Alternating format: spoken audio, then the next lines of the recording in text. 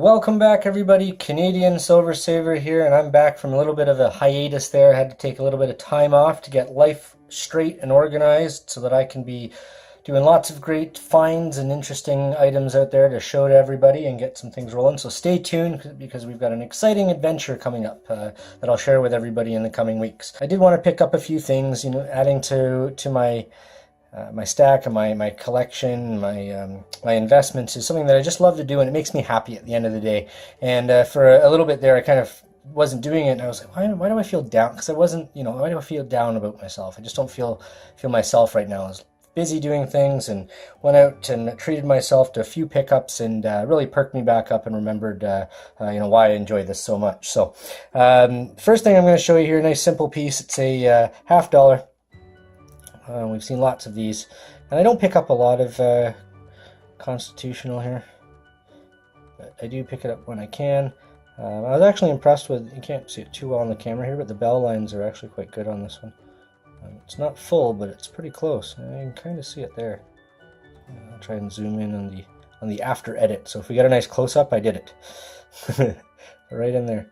And that's rare because they tend to get worn off right all the way, it's somewhere across there. So we'll check it out, see how far they make it. But nice simple piece. And the Franklins are usually in better condition than some of the other ones. That tends to be the norm. 1963. Nothing super exciting, but still pretty cool to have a nice little addition there to add to the old stackaroo. So the second piece, I was just picking things up and going through the bin, and I grabbed this one as well. And these were one of those things where they're in a bin, and they probably shouldn't have been in that bin, but I scored them. 1932, one foreign. I think I have like a dozen of this year. But it's just, oops.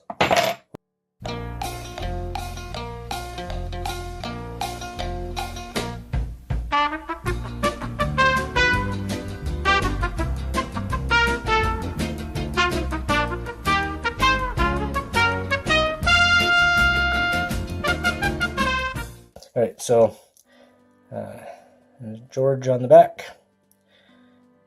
Right angle here, he almost looks bald. Put a little beret on him, reminds me of Jamie Heineman from was it Mythbusters? Right. But yeah, I just like picking things up like this, and I have a British heritage and English heritage, I should say, and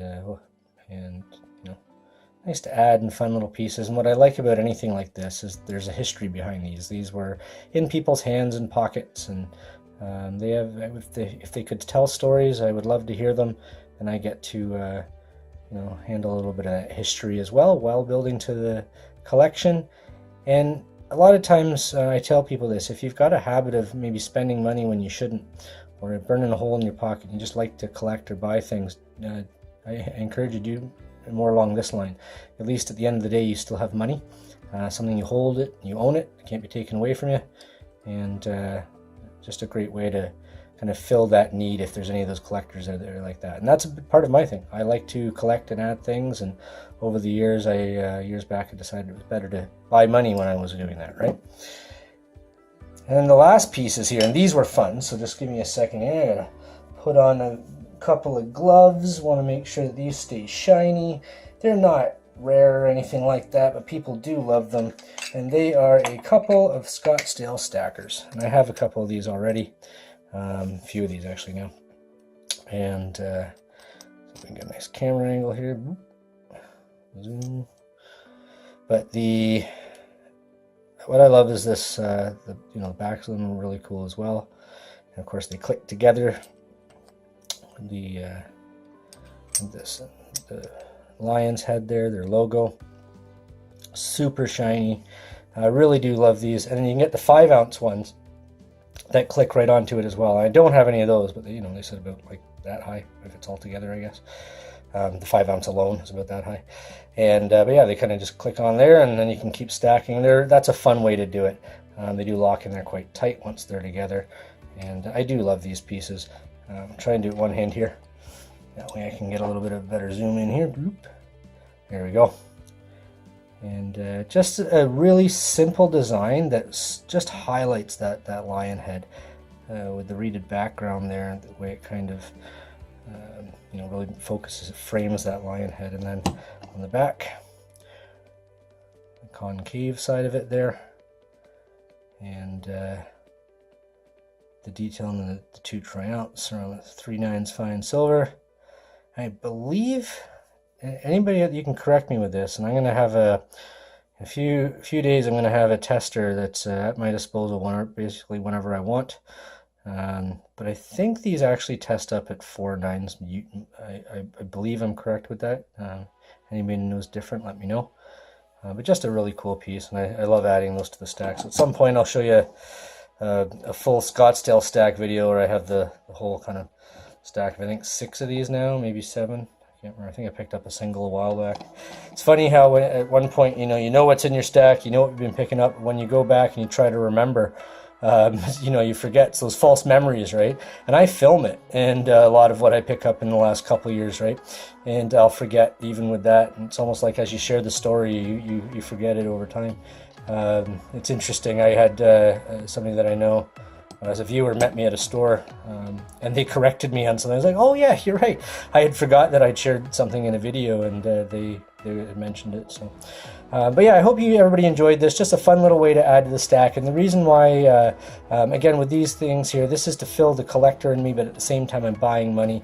It's not as easy to move this for a good profit or anything like that. This is more, hedge against inflation, build that stack. If you think there's going to be a zombie apocalypse, this is what we'll get to at some point if you make it through the first little while. But the whole idea is that these are great to do with that, and then you're buying money, and of course you're buying yourself some pure silver, which is always great to do. And something like like these, because of the design and everything like that, they hold a value to them. They're desirable. So a lot of the times, that's why I like picking up pieces like this. There's a certain desirable piece aside to them that people really do like to add and collect and don't mind paying the premiums on. But with that said, remember, pay those premiums on that poured silver out there. I don't have any that I've added to the stack now because I've been stocking up the store with that. But the poured silver, we'll pay premiums on these pieces or even coins as we pick them up over the years, but we need to pay it on that poured silver and show those artists our appreciation, and really they put a lot of passion into what they're doing. And if we're going to pay a premium on pieces like this, why not on poured silver? Each one is truly unique. So I'm going to be focusing on that a lot in the upcoming weeks. And so stay tuned, everybody. Hopefully you enjoyed the video. Smash that thumbs up icon. That really helps out a lot. If you did like the channel so far, head on over or hit that subscribe button there down below, and send me a message or send me some comments and any suggestions you want to see in some upcoming videos. Got lots to come, and I'm very excited to bring that to you soon. Take care, everybody, and we will talk to you soon.